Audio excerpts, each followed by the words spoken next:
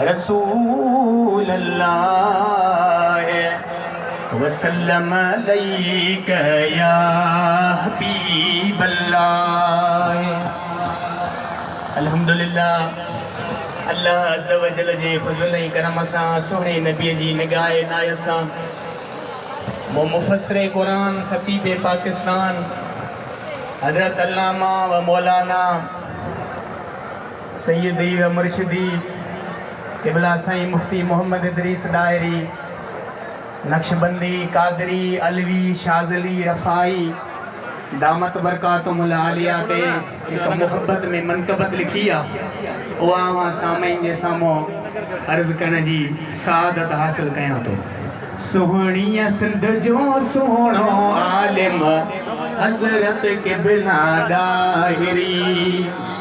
सुहणिया सिंध जो सुहिणो आलिम हज़रत क़िबला डाहिरी। अलवी रफ़ाई शाज़ली नक्शबंदी ऐं कादरी। सुहणिया सिंध जो सुहिणो आलिम हज़रत क़िबला डाहिरी। ख्वाजा मोहम्मद इदरीस प्यारो राज़ी जंहिंसां मदीने वारो। ख्वाजा मोहम्मद इदरीस प्यारो राज़ी जंहिंसां मदीने वारो। अहल सुन्नत वारनि जे जीअ जो जानी आही जियारो।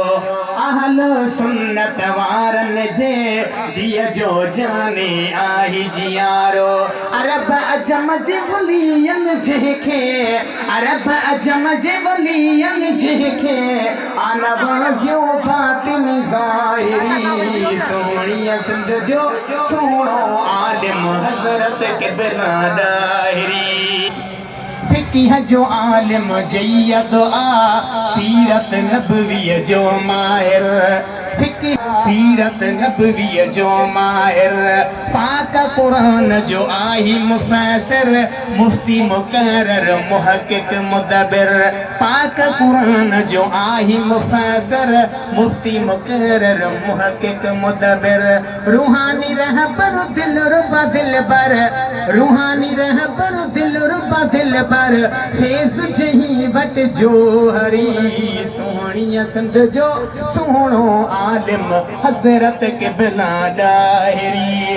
अलवी रफ़ाई शाज़ली अलवी रफ़ाई शाज़ली नक्शबंदी ऐं कादरी। सोहणिया सिंध जो सुहिणो आलिम हज़रत क़िबला डाहिरी। फारसी अरबी किताबनि जा सिंधीअ में तर्जुमा जे कया। फारसी अरबी किताबनि जा सिंधीअ में तर्जुमा जे कया। 50 खां वधि लिखी छपाए थोरा सिंधियुनि ते ई कया। 50 खां वधि लिखी छपाए थोरा सिंधियुनि ते ई कया।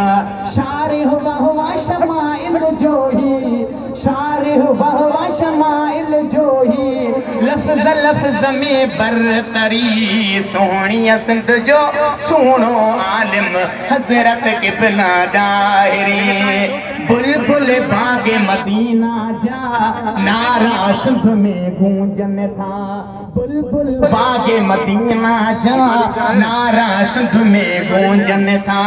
वटजन सटजन था के बाक़ी आशिक़ झूमनि था।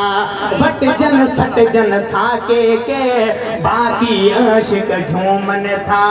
सुहिणे जे सिक वारनि जी प्यारे जे सिक वारनि जी मुर्शिद जे सिक वारनि जी तार मां ॿेड़ी पवंदी तरी। सोहणिया सिंध जो सुहिणो आलिम हज़रत क़िबला डाहिरी।